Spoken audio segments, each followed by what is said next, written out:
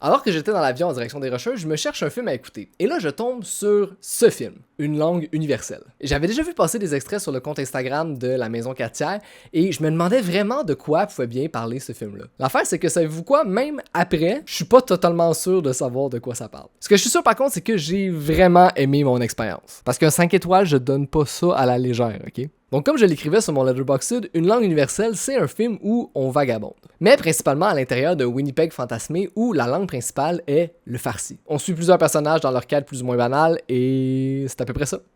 Le film impose une distance avec le spectateur, que ce soit par la mise en scène, qui repose beaucoup sur les plans larges, ou simplement les décors décalés surréalistes dans lesquels on nous plonge. Bizarrement, c'est précisément cette distance qui nous rapproche des personnages et qui nous pousse à être prêts à les suivre dans leur aventure, aussi futile soit-elle. Parce que oui, il y a aussi un émerveillement qui vient avec le travail à la caméra qui est précis et léger. Donc j'imagine pas de regarder ce film-là dans une vraie salle sur un gros écran et non pas sur un appui-tête d'avion. D'ailleurs, c'est un film qui mériterait une deuxième écoute, chose qui est très très rare que je dise un film, pour être en mesure de capter toutes les références culturelles dont Matthew Rockin, Pirouz Nemati et Ila Firouzbadi ont orné ce film. Je vous recommande chaudement ce film-là, ou plutôt froidement si on se fie à la météo qui est présentée, et si toi aussi tu tripes sur le cinéma, eh bien, n'oublie pas de t'abonner.